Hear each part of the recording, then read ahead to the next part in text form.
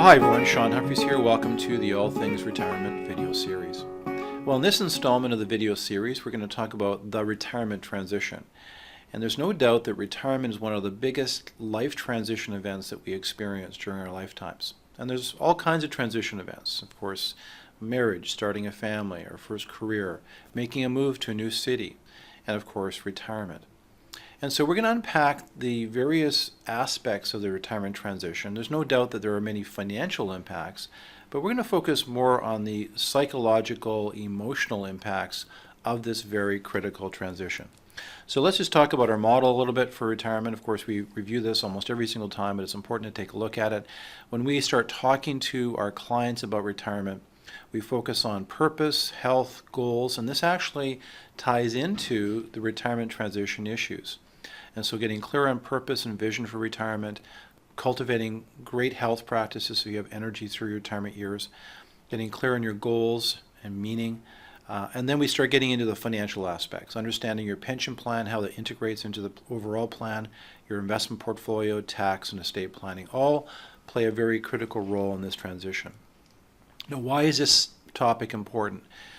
I think it's important because if we're not reflective on this area, it can lead to a little bit of dissonance. In other words, what we thought retirement would be like ends up being much different. And there are some major lessons that we can learn through the retirement transition. But we have to be reflective, we have to be intentional around unpacking those lessons, and we also need to spend some time listening to the inner voice that's trying to tell us something about the transition that's coming up and the transition that we're going through, and then ultimately the final transition to actively being retired. And if we don't handle that well, it can create some emotional and psychological difficulties through the transition. So this is a great schematic, and this visual basically breaks out the three major stages of life transitions.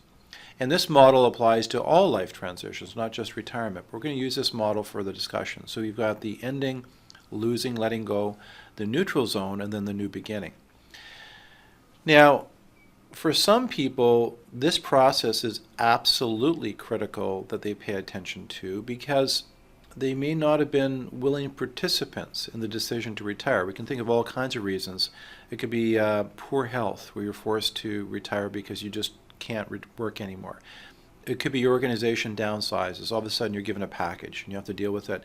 And you might be at a stage in life where going back to work is not necessarily a viable option.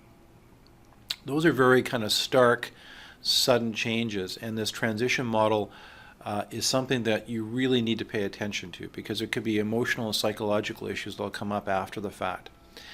In situations like that, when the event happens, you won't be in a position to process it well and to be reflective. There'll be feelings of anger, resentment, disorientation, all kinds of things that will keep you from really understanding the meaning of this transition. But it's really important that you use the transition model to unpack that meaning once the emotion dissipates, once circumstances sort of settle out a little bit. I'll maybe show you just very quickly. We've drawn from the book by William Bridges titled Transitions, Making Sense of Life's Changes. So if you've suddenly been confronted with the reality of a major transition, like what I've talked about, where all of a sudden you're looking at retirement because of health reasons or the organization's downsized, you lost your job, I'd really encourage you to pick up this book because it's a good model for trying to process the transition effectively.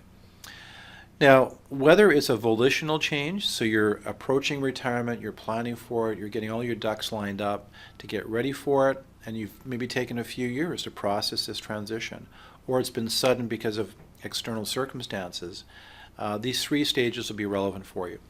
A great way of thinking about these transition stages, the ending phase, the neutral phase, and the new beginning phase, is a renovation project. I think taking an existing home and going through a major renovation is a very good analogy for what we go through in life transitions and through a retirement transition. So when you think about it, you've been living in your home, you have all the creature comforts, it's comfortable, you know where things are, but it's it's something that you're thinking about. You want to make a change to it, update the decorating, maybe increase the space, make it more open, and so you engage in a process of developing that plan. And there might be a lot of sort of advanced planning. You hire maybe a designer, a contractor, you start working through the pricing of it, and the transition hasn't started yet, but you're kind of leading in the direction of that.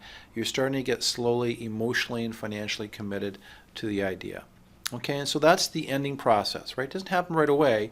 It maybe starts as a dream, a vision, an idea. You start gathering information, you start talking to people, and you begin to crystallize that transition. Okay, so once that happens, the construction begins, and all of a sudden you're ripping walls out, and you got wires hanging out, and you got maybe drywall that hasn't been installed yet, and you're in the midst of all this mess. And that really is the neutral zone. So you've got the ending that took a while to get to that point, and now you're in the neutral zone. We haven't arrived at the final space yet.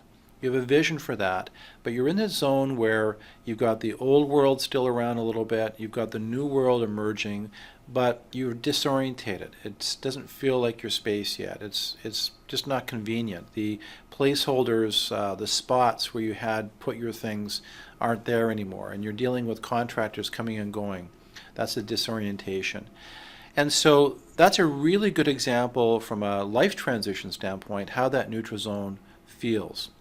And then you have the new beginning, and that's where you are now in the new reality, the new space. You're living in it, you're enjoying it. But even there's a bit of a transition, right? Because there's a new spot for stuff. The flow of the space is a little bit different. And it may take a while before it really feels like home. You're excited about it, you love it, you like the light that's coming in, you like the openness of it, the functionality, and that new beginning begins to happen. And that's a great analogy for these life transitions. In William Bridges' book, he talks about the various components to the ending stage. And so the ending is a really critical piece, and he talks about the fact that there is both external and internal endings that we have to process. So in terms of external, there's something he calls just disengagement. And disengagement can be something where we could be at work and we're finding that we're not getting as much meaning from our work anymore. We almost don't really care. We're going through the motions, and you begin to find that psychologically and emotionally that disengagement begins to take place. And there's various reasons for it. You may be disengaged because you have a problem with leadership. Maybe you're not excited about the product and services anymore. Maybe you're not getting a sense of meaning and purpose out of your work. But it's very much an external thing that can begin happening because of factors around leadership and products and services. You then have external or internal, and internal can be disidentification. You don't identify with the role anymore. There could be disenchantment, and so we often go through disenchantments in life. Good examples are Santa Claus isn't real, or the Tooth Fairy. Maybe a disenchantment because of leadership. End up being not the kind of leaders you thought they were. They didn't lead with integrity. They disappointed you. They're human after all. It could be the heroes that you have in life. Maybe you have some entertainers and different people you look up to, and you find out they actually are pretty human after all. They are entitled and they're petty, and you become disenchanted because of that. And then disorientation can be another internal experience. Disorientation, I remember having discussions with some clients who were having to deal with a brand new computer system and reporting system in the company. Their job hadn't really changed that much, but the way that the reporting and information was handled was completely different, and they felt very disorientated through that process. And then you have the dismantling, and dismantling is both an internal and an external experience. So dismantling could be the structures, the rules, the policy, the actual role that you have in work, and then the dismantling of the normal cues and relationships, and that can be both internal and external to you. So those are the ending pieces: disengagement, dismantling, disidentification, disenchantment, disorientation. And the reason I bring those pieces up is because The more you have a working model for change, whether it's been a change that you've led up to over a number of years and you retire and you plan it well, or whether it's been thrust upon you, the more you're aware of this model, the more you can process this change really, really well. So when we talk about the being respectful of transitions, this is a basic introduction.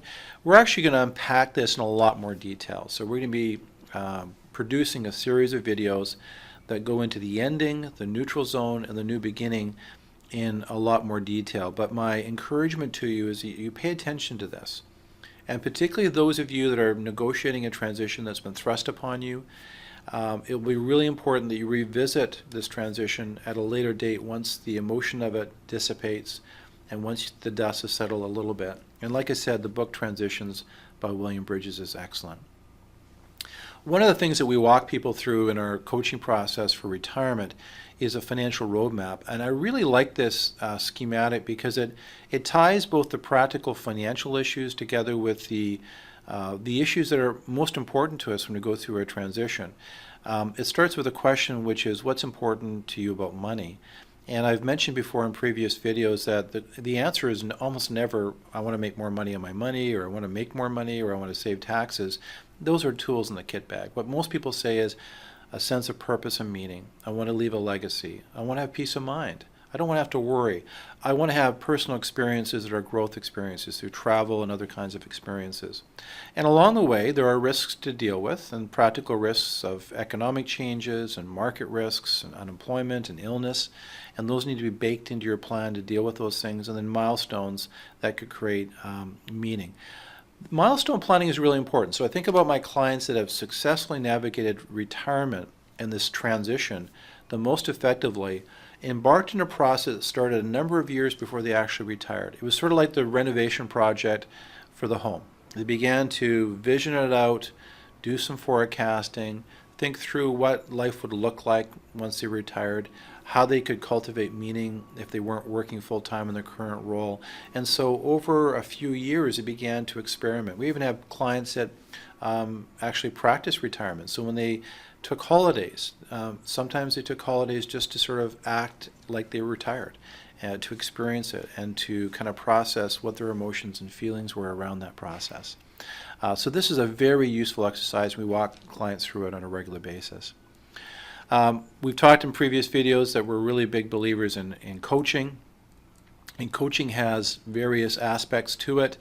It's getting to know our clients' dreams and goals and talking about that transition. It's understanding the current situation, obviously, financially. It's understanding what the gaps and opportunities might be that they can exploit to be on track to reach their goals. It's developing a specific action plan and then providing accountability and encouragement, which is probably one of the most important parts of the coaching process. And then finally, review and fine-tune. Review to make sure that the plan is kept up to date. Coaching has been found to be a very powerful way for people to have peace of mind about their financial planning. This is a study that was put together a few years ago looking at the difference between advised households and non-advised households. And this is more sort of looking at the emotional, psychological, the confidence factor that households had. And almost every metric they looked at, so one question was, I feel confident that I will have enough money to retire comfortably. And most advised households had a much stronger sense for that than non-advised households. Second area is, I'm satisfied with my household's current financial situation. Again, more confidence for those people who worked with an advisor. I am comfortable with the amount of debt I'm carrying. So again, they had a perspective on debt that seemed to be more confident than non-advised households. And a year from now, I'll be emotionally better or financially better off than I am today. Again, advised households had a better sense for that. So the power of coaching is not just the financial direction and the accountability and the review, but the confidence that people have as they move towards their goals and objectives, the peace of mind, a little less worry about their planning because they had somebody else in their corner to give them perspective. Are you beginning to think about retirement? Well, we have a process called the gap analysis, game plan. We answer questions that really deal with the fundamental issues that many people have, which is, longevity risk. Will I have enough money to last? how will I deal with inflation, how will I deal with market fluctuations, how will I deal with all the major issues that can come up through my retirement. And so we run analysis and forecasts for people to identify whether they're on track, and if they're not on track, through the gap analysis, we help them confirm what they need to be doing to be on track, and then coach them on a regular basis. So if you're interested in exploring the gap analysis, just hit the link that'll be on the show notes for this video. It'll take you to a page on our website that has some free resources, a sample snapshot, which is a financial analysis, a tips sheet for retirement, and then a bit of a checklist to get you ready for your retirement plan. Take a look at those resources, and then if you want to reach out to us to start a conversation, obviously we would welcome that. Our contact information, shumphries@asante.com, and of course phone number information 204-977-8049, and the website is shaunhumphries.com. So I wish you all the best in your pursuit of your retirement dreams to negotiate what is one of life's most significant transitions. So all the best. Take care.